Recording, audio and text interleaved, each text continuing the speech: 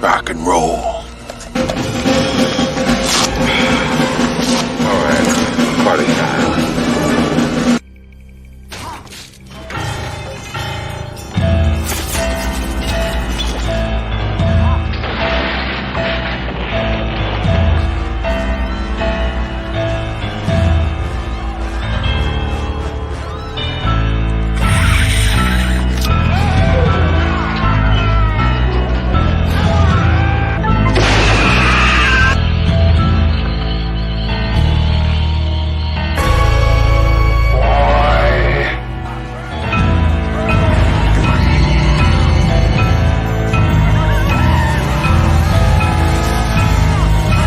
Godzilla says that I should learn to fight my own battles.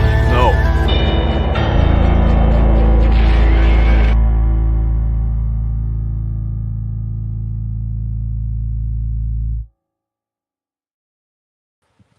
Hello, cadets. Welcome to the Big Monster Briefing Room. I am General Lemuel T. Howitzer, retired, and I am camouflaged into the black background. I'm just a head.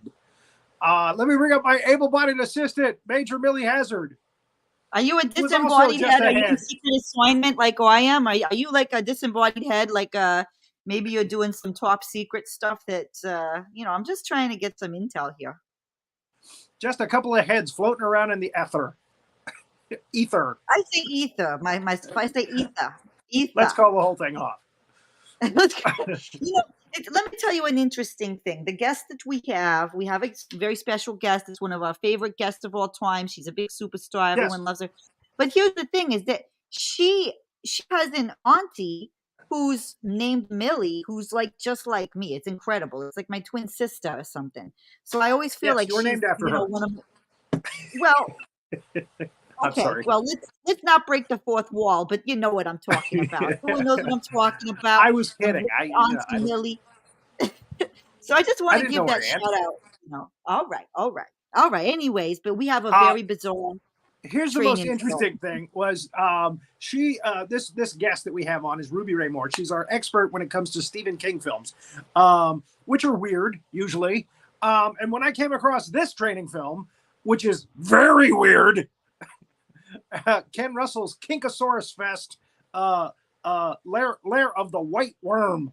I said, who the hell am I going to get to talk about this with me? And I thought maybe we wouldn't have a guest. And I said, you know what? Ruby Rae Moore could probably handle this one.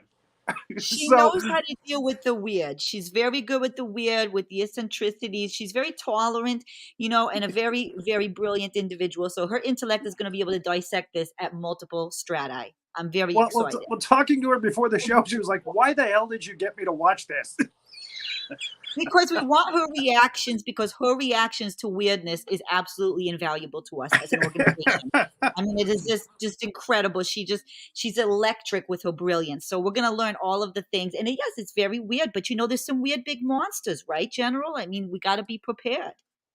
It's not big monsters. This is from a story by Bram Stoker, who wrote Dracula. And again, it's the same kind of thing. It's a kind of a cultish infestation of creatures that are like snake worshipping snake creatures.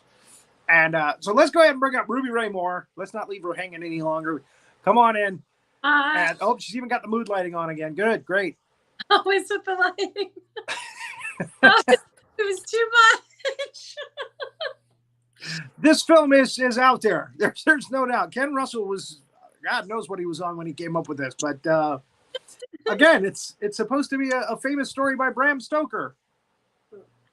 And I'm earlier today, I was trying to tell somebody about it, and I kept saying Mary Shelley. I had my monster mixed up.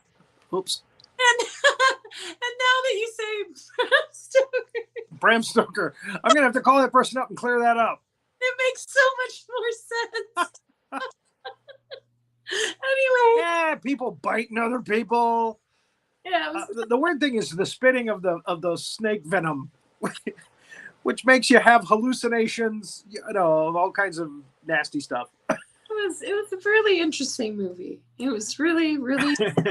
I had to be very careful when I made the timeline for this because there's a lot of nudity and really weird sexual situations in this film.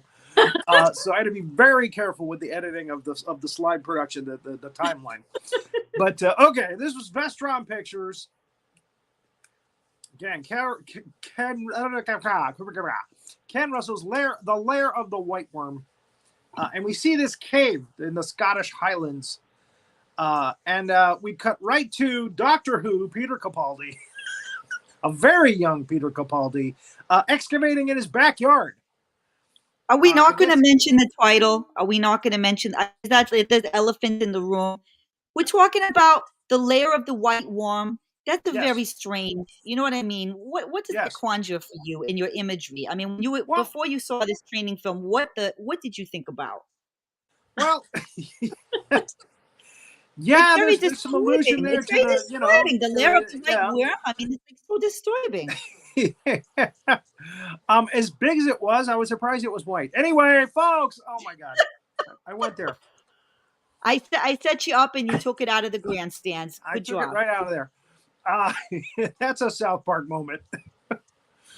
So in any case, what we have here is an ancient tale of of the white worm of this area, and it's actually a giant snake, is what it is. And there is a cult that worships it, and they had their actual temple. I guess was mowed down, and they put a church over it, and so they retaliated, and then there's a character played by Hugh Grant is in this, believe it or not. Hugh Grant plays Lord James de Ampton, and his ancestors slayed the actual white worm, the giant snake-like creature. And again, they allude to the serpent in the Garden of Eden, and and again, worm, snake, it all kind of falls together in this. So this guy and his wife evidently bought, or actually I think they were just boyfriend and girlfriend, but maybe that's why he's her boyfriend. Maybe he wanted to excavate behind her house. This is her farmhouse. I think that he's excavating behind her house, and then because when they're walking in the woods, she tells him she doesn't have a boyfriend, and then he makes his move on her. So okay. And it's just, and there then it is. Telling him, it's not like they bought the place to excavate in the backyard then. Okay. He just happens. He came there and said, "Hey, can I excavate in your backyard?" Yeah, I don't know. He's fine. Why, certainly. You're very cute. Dig a hole, baby. You can go dig holes in my backyard. So he does, and he finds a big bone. Giant. It looks like an alligator. Everything in this movie is about penises, and it's a head. And it looks like a head of. They don't even know what it is. They don't know what kind of a animal it is that this is a head to. And it's the white worm. It's the skull of the white worm. So he digs it up, and it's a big deal. And he finds some coins that go back, a few hundred years to this cult that was around at the time. They're just sparkling. I love it. Yeah, they barely had to dust them off. They just look like dimes. I can use these in the pub. So, I like the fact that he keeps his sweater on the tips of his fingers. Anyway, maybe he's got special gloves with the tips cut out, the fingertips cut out or something. Anyway, right. He's able to hold the coins. Because if you had those gloves on and they went to the tips of the fingers, those coins would be falling all over the place. You wouldn't be able to hold them. So, funny the things that come to you when you're looking at the timeline, at the time. So there it is. There's the big bone. He's gonna dust it off, wash it off, and we know what it is, right? Right out of the gate. Oh, that's a big snakehead bone. So close by, there is a big mansion that's owned by Lady Sylvia Marsh, and she's played by Amandadonohoe. Yes. Who was in the movie Liar, Liar as Jim Carrey's boss, who he sleeps with. And then he goes, I've had better. Because he can't tell a lie. I love that part. This is a good scene. Yeah. And she was also, I think, on LA Law, one of those law shows for a couple of seasons. She's done a lot. So here's the best part about this movie is the song that these guys sing about the white worm.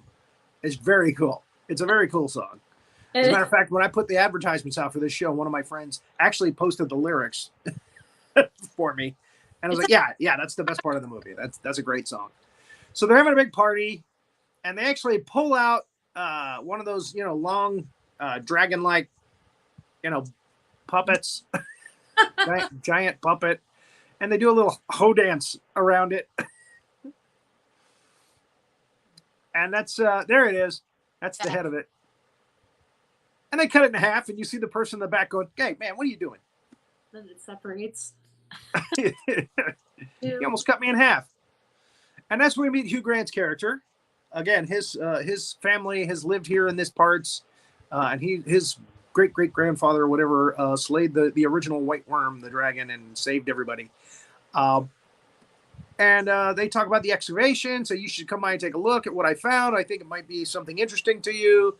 And the two sisters, Mary is actually the girlfriend of Hugh Grant's character.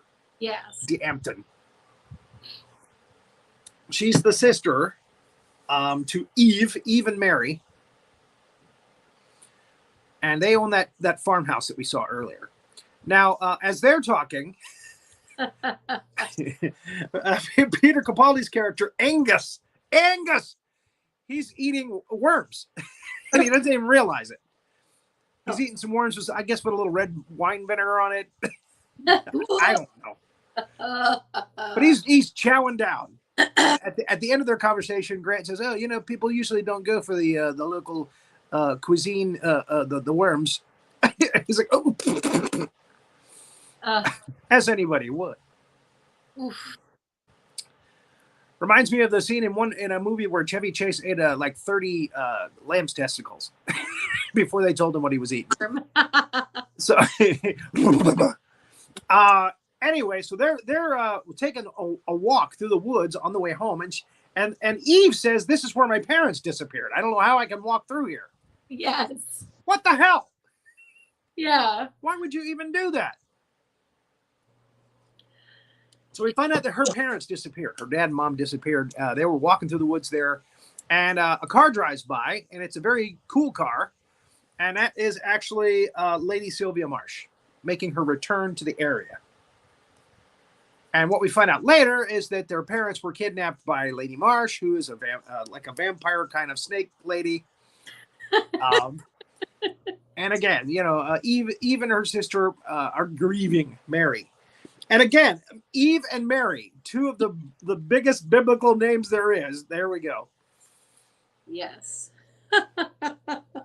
And then Ernie shows up. Ernie is the town constable. I think he's a deputy, actually. But anyway, he's played by Paul Brook, the character actor. We're going to talk about him a little later on. He's actually done a lot of movies. He's done a lot of interesting characters in movies, and we'll talk about that a little later. I have a special slide in here for him. He's got his eyes are kind of wonky a little bit. He's kind of got a Sammy Davis thing going on here. And ironically, the girl that plays Mary, her name is Sammy Davis with an I. With an I, man. That's interesting. Sammy Davis, babe. She's playing Mary. Oh, let's see. So yeah, they're saying that they found the watch of her father. This just kind of happens right at that time, kind of tying everything together. And they say you should check around Lady Marsh's place, which he does. And he gets bit by a snake in the middle of winter. Bites him right on the ankle. And then right after he gets bit, he goes down to the ground at the end of the tree, and Lady Marsh shows up. Perfect character actor face, yeah. Oh, this is the conversation he's having on the phone. He has like a little comical conversation with his partner on the phone there. And his partner's like, "I'm not coming out there." So here she's wearing this is kind of an interesting... you mentioned before the show that her fashion in this was very interesting, and that's true. Yes. She's very fashion conscious. It's great. She has impeccable taste with fashion. She has a kind of a three-pointed hat on and a white overcoat. She likes long coats. Yes. And long robes. And she takes him inside and sucks the poison out of his ankle. Yep. But what he doesn't know is she's like a vampire and she just turned him into a snake person. Yeah. We find that out later in the film.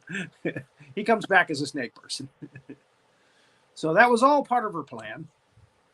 And they're drinking, and he's giving her all kinds of information about what's going on in the town since she's been gone, and that they found the watch of Eve and Mary's father. And they're going to check out the local cavern, which is where it's connected to her property. That's where the white worm is lying dormant.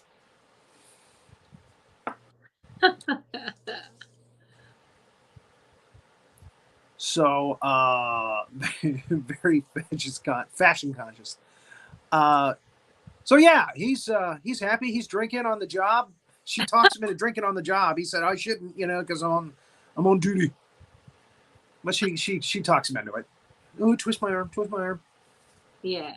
Nice big snifter of brandy.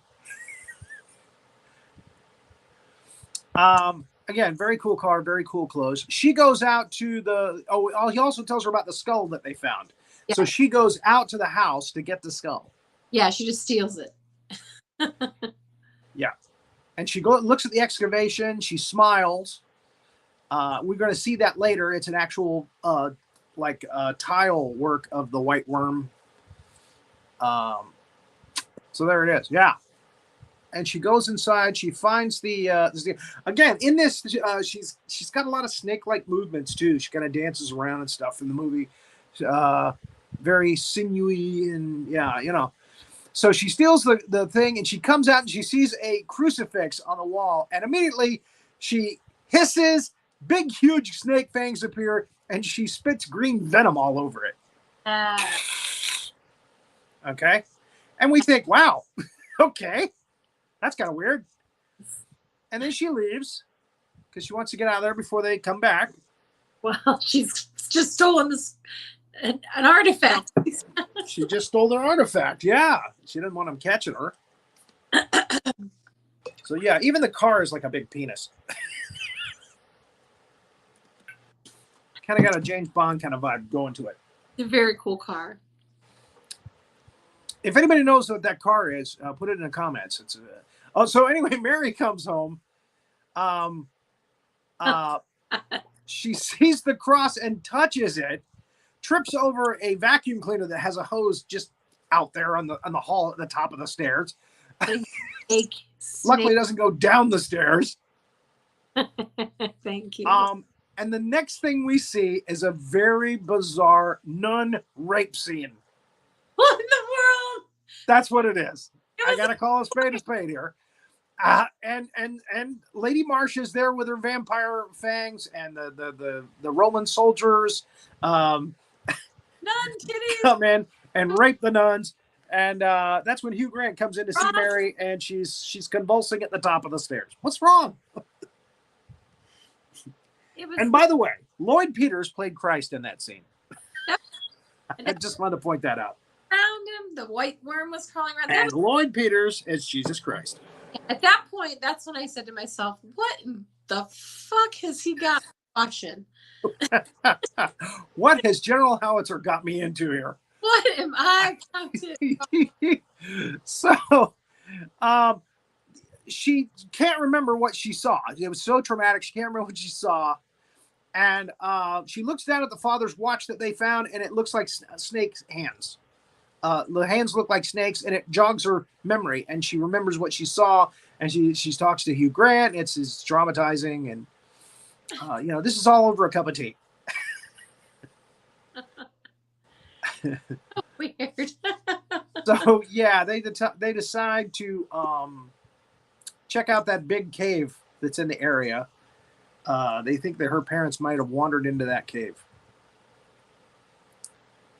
They do like a search party again. Now this, and she goes and shows him what Peter Capaldi's character Angus dug up in the back there. They couldn't find the, or they haven't talked about it actually yet, but he sees the little tile work there in the bottom of the hole. Yeah. Which is in the next slide, I believe. There it is. Okay. And again, it's the white worm. And everything is about that. So they go looking. Angus shows up with Eve, and they will go looking for the skull, which was in his room, and it's gone. And James says, "Well, you know, we'll check the cavern tomorrow together, and we'll see what happens." Now, James passes by a young scout that's hitchhiking in the road. And it's raining, so he's getting all wet, and it's nasty. And the poor kid is out there trying to hitch a ride. And here comes Lady Marsh. You're going to catch your death of cold. Get in. So he gets in the car because she's a lovely bird. Yes. And, you know, she's showing a bit of knicker. They have a couple of shots of her stockings with the... what do they call those that attach to the stockings? Garters.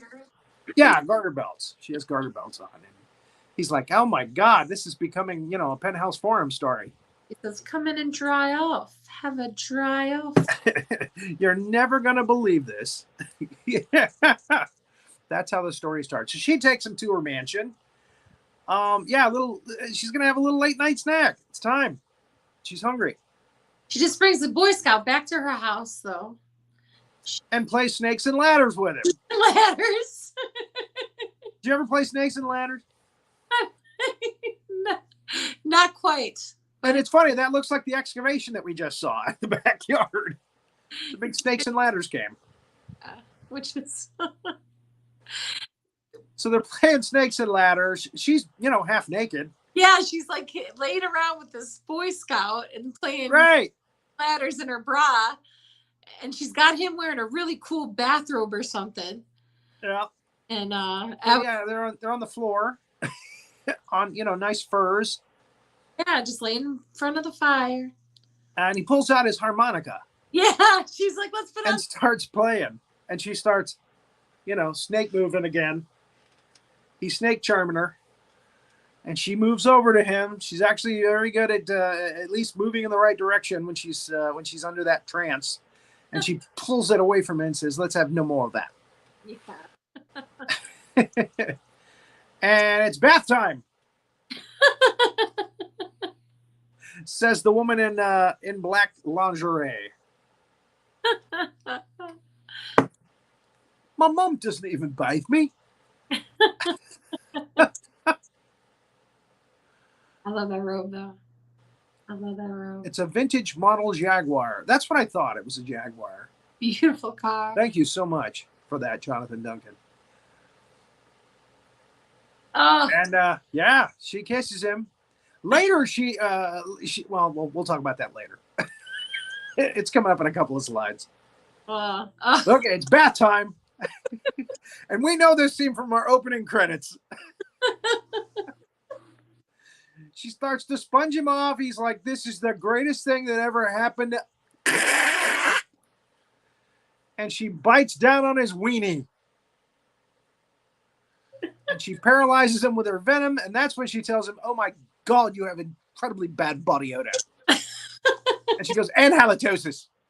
And then she's talking about how great it is to be sacrificed to the god, the white worm. And then the doorbell rings and she says, oh shit. This is a great take. I don't know if it was meant to happen or not, but it was a really funny take. And it turns out to be James, Lord James. He's at the lady's house. So she invites him in, and it's like, oh, she's going to have a buffet. That's what I'm thinking. She's going to put the bite on this guy right away because he's like her main nemesis. Oh, yeah. His great-great-great-grandfather, you know, like. Anyway. So that didn't happen, believe it or not. She lets him go. I don't know why, but she lets him go. So anyway, they talk, and he gets a little bit of a tour there, and he sees the snakes and ladders game, and she tells him she's deathly afraid of snakes. Yes. And then she has to backtrack because he goes, oh, well, I just noticed you were playing snakes and ladders.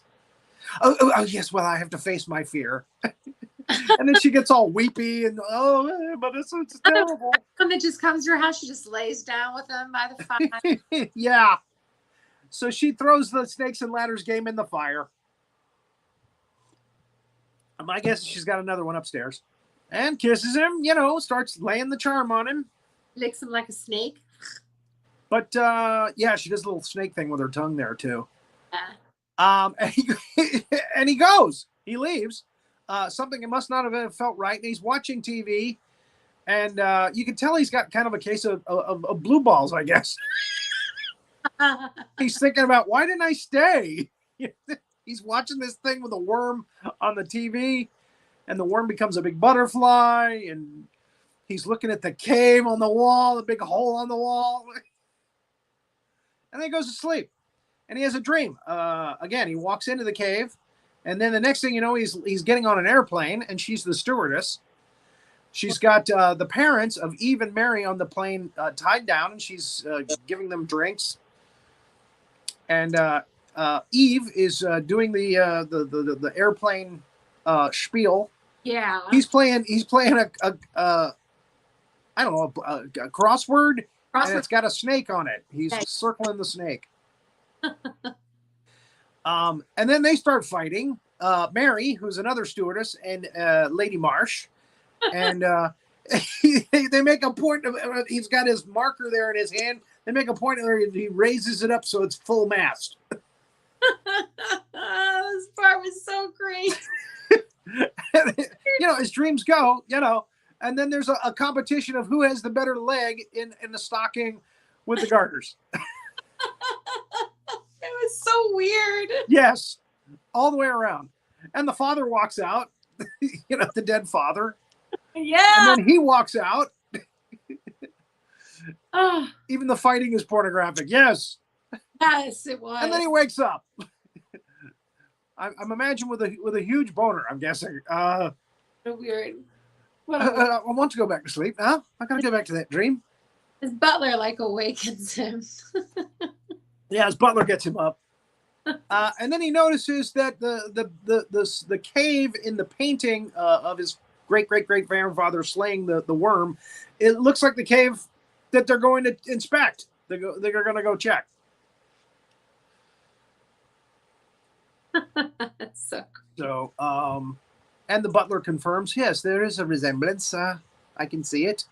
And then he shows them the newspaper. They have called off the search for the parents, even though they found the watch. Yeah. And that's probably because Ernie is a snake guy now. He's nothing to see here. Nothing to see here. So, but that's okay because they're going to go check the cave, see what they can find. Oh, John Duncan.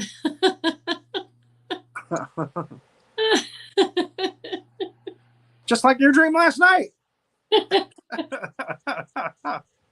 Weird. I tell you, some of my dreams, oh my God, make that look very pale in comparison. I won't elaborate, but man, I was dreaming about zombies last night, because it's what I do. Nightmares. So, yeah, they're in the cave, and it's cold, and the girls are complaining, and Mary doesn't feel well. She wants to leave, so they go ahead and let her go. And she walks out, and they show Sir James, excuse me, a little peach tea there, a nice pornographic picture that was painted on the wall there with a hermaphrodite. Oh, I can't look. Big boobies and a nice pointy penis. So anyway, Mary goes out, and she's met by Lady Marsh, who's up in a tree. And she hypnotizes her, as vampires do, and takes her back to her mansion. Yes. Now, what I didn't notice before, let's go ahead on to the next slide. Oh, I'm sorry. That's where she hypnotizes her. Are those the cool glasses you were talking about? They're actually in a different color. She has them in several colors. Oh, okay. All right. We talked about that before the show. Yeah, they're awesome. She has really cool glasses. Okay, here we go. She's in one of those electric sunbeds, and she's making Mary take her clothes off. Sheesh. General's feeling sassy. And then we see, oh my God, is that what I think it is? Now, what I didn't realize, and it's made of bone. ironically, is in the Kevin scene up on the mantle. I didn't even see that before until I was doing the timeline. I was like, oh my God, that's the thing. That's the strap on. It's a strap on, folks. And she has Mary call her sister Eve and tell her she's gone to London. She just can't take it anymore with the parents. And then Eve sees her ring, which has got a religious, like a cross on it. And she comes back and she says, Dionin, which is the white worm. And she gets spit on again by Lady Marsh. And she has one of those, erotic, weird, she's impaled on a pole, folks. She's a nun. And she's licking one of the poles that impales the nuts. Anyway, so it's crazy. And they have this little crazy organ music playing too during those scenes. On Tubi. It's on Tubi. I don't think you're going to find this movie on Tubi. On Tubi. That's what I found. I could be wrong. It's definitely on Tubi. That's what I watched it on. That's what. Did they put a nice little warning ahead of it? Tubi. Contains non-rape on Tubi. I've actually tried. I tried to start it a few different times, and I just had a feeling I needed to watch it alone, and I'm glad. You were very good to do. I told you it was kinky. It's a lot. So yeah, don't want to have the kids around when you're watching this, folks. By the way, we show gore and adult situations on this show. So again, that's my disclaimer. I should have said at the beginning of the show. I'm sorry. Isn't there it gets worse from here. Doesn't get any less. So Eve is freaking out and she's telling the boys, hey, something's wrong. Mary was saying she was in London, or she was going to London for a couple of days. She couldn't, and then all of a sudden she said Dionin. She screamed Dionin and hung up. And they look back, and Sir James says, well, that's the white worm. The Dionin was, blah, blah, blah, and goes back. And he decides to play some snake charming music over his wife hi-fi from his mansion next door. And yeah, we have the basket scene where she comes up out of the basket doing the snake dance. And it works. It's a very nice snake charming tune. And it pulls her out. And Angus and Eve sneak in past her. Angus recognizes the guy who's the head of the Dionin group that they bulldozed his temple and made a church out over it. He goes, well, what's it doing here? And then they see a statue of a snake and a mongoose fighting. He says, the mongoose is the natural enemy of snakes. And they find her mother. Her mother's watching porn. Snake porn. A woman kissing and fondling a snake. And the mother's really into it. And then she looks up and sees her daughter and turns into a snake lady and bites her daughter. Yeah. Right away. I mean, it happened so fast. So Angus grabs an ember from the fireplace, scares her off, and then he sucks the poison out of Eve's neck and dribbles it into a goblet. Now, why it doesn't poison him? Because he sucked it in to his mouth, and he's got poison venom all in his mouth. I don't know, but anyway, you're not supposed to think about those things, I guess. So she, of course, is having one of those weird, hallucinations, which has Lady Marsh in her snake outfit in her fangs and a bunch of guys. How can I describe this? You want to take a shot at that? I can't. It was too much for me. They're all over the place. They're zealots of the snake charm thing, and they've got big strap-ons, and they're dancing, and the strap-ons are wagging in the wind. Yeah, just wagging back and forth. And everybody's the titties are flopping, and there you go, like a snake, and it was something. You gotta watch it for yourself. So yeah, so again, he takes the venom out of her neck and puts it in the goblet. Probably leaves the goblet on the counter there for Lady Marsh for later. Here's some of your venom. I got it.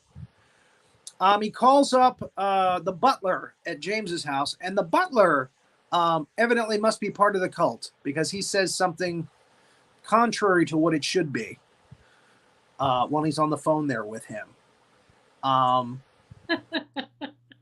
But he steps out, and the mother has already made it all the way over to James's mansion, and she jumps in, and he slices her with a big sword that he gets off the wall and wrecks his drum set and cuts her right in half. Oh, and she has caused the butler to fall over the rail and die. He's on the floor there. So, and he's been bitten. And there she is, cut in half. This was a nice effect, actually. Obviously, they had holes in the floor. They allowed her, and they had somebody else with their legs and butt sticking out the other side of the floor, kicking their legs. Well, because the snakes do tend to stay alive a little bit and ride. Right. Worms, too. Yeah, you cut worm in half, and it wiggles around, you know. Yeah. So, yeah, Angus calls, or he finally gets on the phone with Angus, and the record's gone. The music has stopped playing. So that's bad.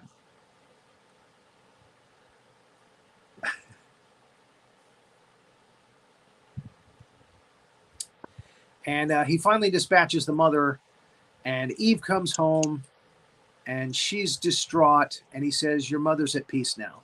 And she cries and hugs him, and they show the family picture again. They show that family picture a lot in this. They do. It's from last summer.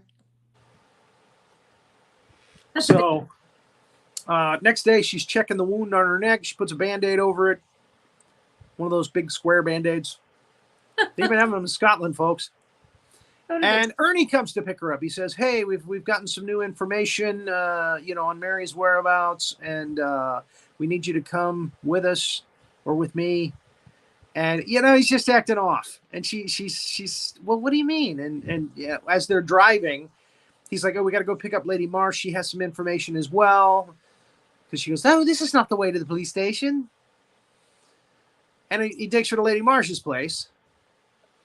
Now, again, if you think you recognize this guy, if you've seen this guy before, it's because you have. He's done a lot of character roles in different movies. The two most prominent ones. Hi, y'all. Hello, Trilby. Trilby Post. Hey, Trilby. Let's see. Paul Brown. Where is he? Looks like he was in. His name is Paul Brook. He's actually still alive. He's actually. I should have reached out to him to see if he'd talk about this. But anyway, he's. I have plans one of these days, if this show takes off, to contact a lot of these people and redo shows because we already got the timeline. Right. Like I definitely want to get Mike Siegel on again to talk about Killer Clowns from Outer Space, awesome. And do a show with him on that. And I would like to do this one again if we can get Paul Brook involved. Anyway, he was in For Your Eyes Only as Bunky, the guy who James Bond beats at the table. That's him on the right. And on the left is the Rancor Keeper from Return of the Jedi. Oh, he kills his Rancor and he goes off crying. Oh, that's him. He's got his own action figure in the Star Wars universe. There's an action figure for him. Oh, wow. Only half, Bunky. Where's your spirit? Where's your courage? Bunky. I love that name. So he takes her. I love the fact that he's driving a little piece of shit Volkswagen. She's got a Jaguar. He's got a little piece of shit Volkswagen. Anyway, powder blue, no less. Takes her up to the Lady Marsh's place. And again, all this time, Eve is feeling something's just not right here. Yeah. And she looks a little police sign on the side. That's your police car. He's got a bandage on his wrist, just like her bandage. Now, what's weird is the snake bit him on the ankle. Yeah. So she must have bit him again. That's my guess. And she sees that and she realizes he's under the influence of something and he's trying to kill me. She's paranoid. So she runs She hits him with the door, knocks him out of the way, and runs for the front gate. The front gate closes, locking her in.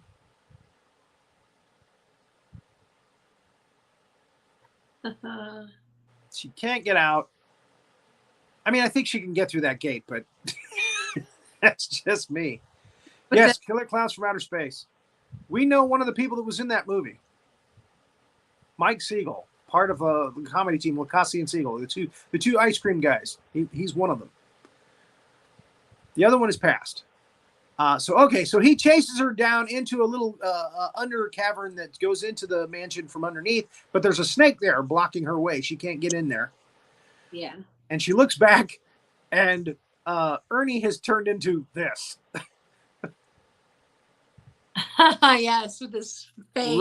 Red eyes and the big vampire, the big snake fangs. Now, I don't know why he didn't spit on her. Why didn't he just spit the venom on her and knock her out? But luckily, before he gets that in his mind to do that, he hears music, and it's bagpipe music, and it's Angus. Angus is playing the bagpipe. Hey, hey, hey.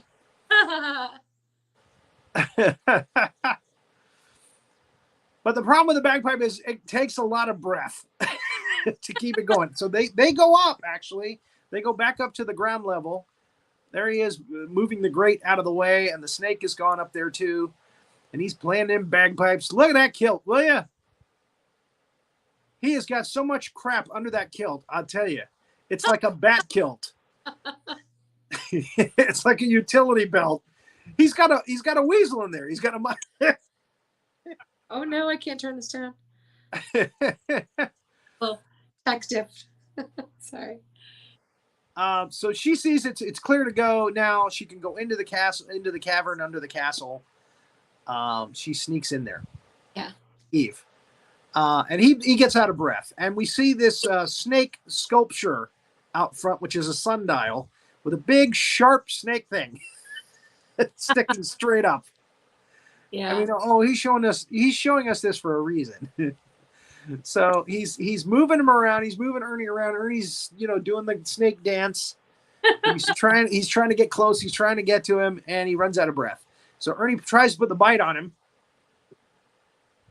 and he pushes Ernie back with the bagpipes, and he actually drops the bagpipes, and Ernie trips on it, and he gets the sharp, pointy snake thing through his eye. Yes. So there goes Ernie. Ernie's gone. So he bagpipes his way into the house, hoping to keep her at bay. It's not a muskrat. It's not a weasel. What the hell is it? It's under his kilt. Ricky Tikki Tavi. Oh, that's right. He injects himself with anti-venom, snake venom, anti-snake venom that he got from the local or from the town next door or something. That's going to play. That's going to come into play later. And he pulls out the enemy of the snake, those rodents. Help me out here, Hazzard. I don't even know what to say at this point. Absolutely. It's not a muskrat. It's not a weasel. I said it earlier. In the show. Now I'm having a mind blank. It's a mongoose, like Ricky mongoose. There we go. Mongoose. Thank there you you. Go. Thank you, Hazzard. I knew you'd save me on that one. Ricky Tikki Tavi. Yeah, Ricky Tikki Tavi. So the mongoose goes in behind the curtain there, and it's as ominous. He's building the tension, and he goes up close to the curtain, and he gets a bloody mongoose to the face. Beaver. It's a snake killing beaver. Oh, here she is. So there she is. I'm so blue. And she puts the bite on Angus. Right on his thigh. Ah! And she reveals that she's had earplugs in all along, so she didn't hear the music. Yeah. Very evil. Smart. So she drags his butt down those stairs, bumping his head all along the way. No, I don't know. She drags him downstairs, and Eve's already been tied up, and we know Mary's already tied up. She's up at the top of a big, like a well that the snake comes up, a big cavern well that the snake comes up. And so Mary's upset because she sees that Angus has been put out of commission. He's all bloody and messy. Mary is now in her underwear. And we see that, okay, both these girls are kind of hairy. Mary's got blonde hair all over her arms and legs. And obviously, Lady Marsh does not shave her pits. Well, She's going full Madonna here. European. So it's European. Yeah, there you go. So Hugh Grant and his team, Sir James, is way off base. They're going back to the cavern again for no apparent reason. So all this is happening, and they can hear them in the cavern up this well thing. They can hear them talking, so they know there is a connection. But again, they're in the wrong playground, I guess you could say. So she comes back, and again, I'm having to edit real carefully because Amanda Donohoe is mostly nude here. Yes. And she crowns her the sacrifice, and she puts on I couldn't put a picture in this slide because I was afraid we'd get knocked off of YouTube, but she has the strap on, the big bone strapped on her. And of course, that's very scary to Mary. She's gonna, Yeah. I'm a virgin, and she's gonna. They're implying that yes, Mary is a virgin, and Kevin was a virgin. That's why he was, pulled into the house. Kevin, I believe it. But then the snake starts to come. Whoa, whoa! He starts to come up the cavern. Hey, you brought me a broad. He starts to come up the cavern. So she goes, oh, no time for fun stuff. I've just got to cut you. I got to sacrifice you. So she starts cutting the rope. And Angus starts to come too, because he took anti-snake venom, right? Good. Wink, wink, nudge, nudge. So Eve sees that he's coming too. He's coming around.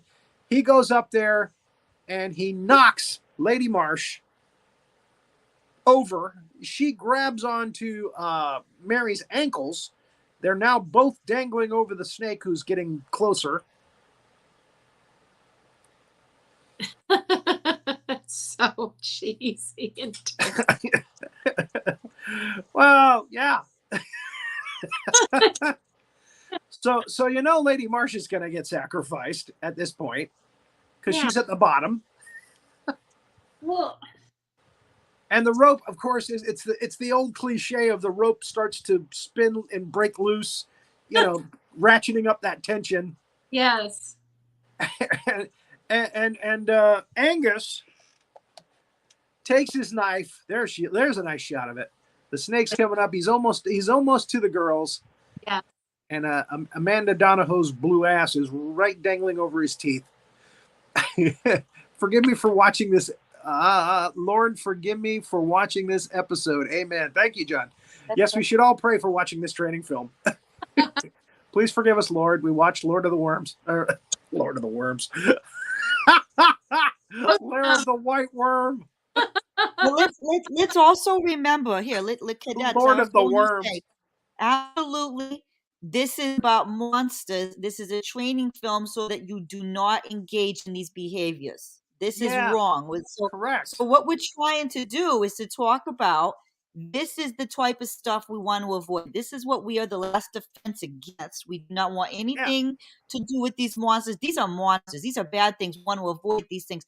So so it's not about getting titillated or like excited or pornographic. It's about these things really go on in society, and there are some monsters in the world that are not healthy for us.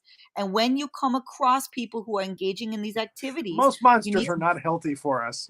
This is not a healthy environment for the human spirit or body, and you can see the dangers. So sometimes you'll get titillated. You want to play around with something. It's not worth it. Walk away.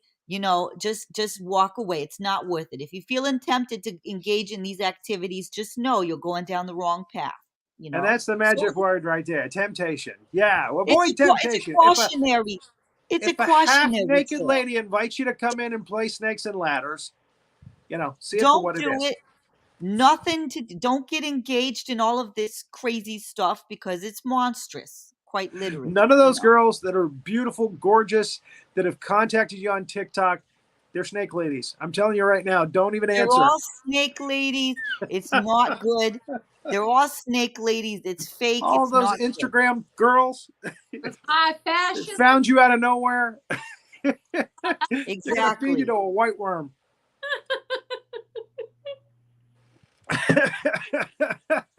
So he cuts her hand off. Oh God. And she falls into the snake's mouth. Lady Marsh is of sacrifice. And he just manages to get Mary before that. I mean, that there was like a thread, not even a thread. And he manages to get her up. And then he does the greatest thing. He not only pulled a muskrat out from under his kilt, he pulls out a pineapple hand grenade. Oh, yeah, look what I got under my bat kilt. I got a pineapple hand grenade, you bastard. Why do you want to go fight a snake in a kilt? Because you can hide stuff under your kilt. Easy access. Got pockets. And it's perfect. Look, it blows. Look at all those snake bits blowing up out of that cavern. How do you keep a mongoose under your kilt? How do you keep it there? It's moving. As you're walking, You need to ask Richard Gere. Richard Gere knows all about stuff underneath his kilt. I think I got a couple of hamsters under there. Oh, Rick. So, when he pulled out the pineapple hand grenade, I lost it. I just totally lost it. But that's Mike's sense of humor, you know. I was like, perfect. Show him your pineapple hand grenade. So he takes some of the anti-venom and he gives it to Mary just in case she got scratched or bit by the snake lady. And so it's all over. So the girls go to the hospital. Lord James shows up at the house. He sees Angus sitting there in his kilt with blood all over him. Oh, did you have a great day? They start talking and smoking together. He's like, let's go over to the hospital and see the girls. And then he hears the phone ring.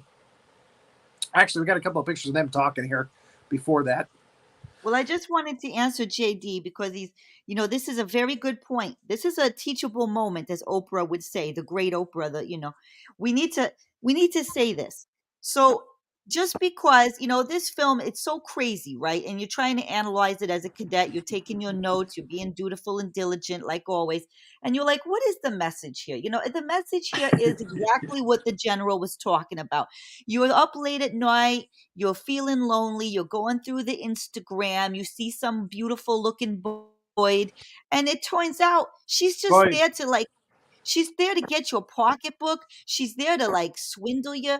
It's not a good thing. So, and then there are actual monsters. You never know. You try to meet someone on Tinder. You don't know what their teeth look like. You don't know they're going to bite you or put you in that sauna. Craigslist. So this is a cautionary tale. It's not supposed to get you all excited. It's supposed to say, hey, when you engage in this risky behavior, you never know what's going to happen. You never know. It's on the opposite end of that door number 3, the other end of that door number 3. So just keep the door closed. Keep the door closed. It's the not lady or the tiger. Yeah, vampire chicks and snake chicks. Yeah, they don't want your weenie. They want your blood. They want to bite you. They want to turn you. So yeah, cautionary tale. So anyway, he goes back to the phone call, and it's the girl from the lab. She goes, "Oh, sorry, I made a mistake yesterday. I gave you the wrong anti-venom. It's not really anti-venom at all. It's something else." And he's like, "Really?" She goes, "I'm sorry. I'll send you the venom tomorrow, anti-venom tomorrow." And he looks, he feels he feels his glands in his neck to see if there's any change. He looks in the mirror and looking over his teeth to see if there's any fangs showing up. And yeah, he's a snake guy now. See what happens? You get an STD like that, it sticks with you forever. Next thing you know, you're worshiping worms, giant worms, and you're eating people. So they're in the car and is let's stop off for a bite before we go see the girls. And he smiles at that, and his kilt goes up, and he sees the fang marks on his knee. And that's when the song at the end of the movie kicks in. And again, it's that great Scottish song, and we get the end credits. It's a nice smash cut ending. Surprise ending. And then he becomes Doctor Who. What a movie. What a movie. I'm sorry. I'm just. And Hugh Grant, propositions a prostitute and gets caught. Interesting. And becomes an Oompa Loompa. Very interesting. Man, Hugh Grant has had an interesting life. And this was early on in it. He looks the same. Like he hasn't aged a day. He does look good for his age. I mean, he must have been about 30, 35. It was probably 30 here. Maybe even late 20s. And now, again, he looks great for his age. Shit. Doing the Bridget Jones stuff. So, yeah, the message here is if you're up against a snake lady or snake person, music gets them, moving around, moving and grooving, so that you've got a kind of a chance to either kill him or get away from him. And pineapple hand grenade, man, does the trick every time. You gotta get your mongoose out. Yes, pull out your bat mongoose. Thank you so much for watching the show. Jonathan Duncan, always good to have you here, Cadet Duncan. There's Cadet Myers, Cadet Aho is here, Cadet Post. Thank you all for watching. Watch the replay. Tell your friends. This is one of the weirdest, kinkiest episodes we've ever done. But again, temptation. It's all about temptation. Don't fall for it. Oh, there you go. Hey. See? Now you see Ruby Rae fell for temptation. Now she's a snake lady. What do you have in your mouth? What is that? Paper. Oh, you just made paper fangs. Yeah. Those are very realistic looking on camera. I know. Very nicely done. Smoke and mirrors. Very nicely done. Thank you. For having me. Weird is my middle name, Facebook user says. Thank you very much. I do. Thanks, Dave. Next week, I believe we're doing The Abominable Dr. Phibes, I believe is what we're doing next show. And I will have Jake Allen. That's my homie. For that, yeah. Again, he's another one that likes to do the weird films. He likes to do comedy training films, comedy horror training films. So that one is a very dark comedy. This one is actually a dark comedy. Yeah, really. I think Jake would dig this one. He's gonna have to watch it. I know he would dig this one, but his wife is gonna smack us for suggesting it. You get my boy to watch porn.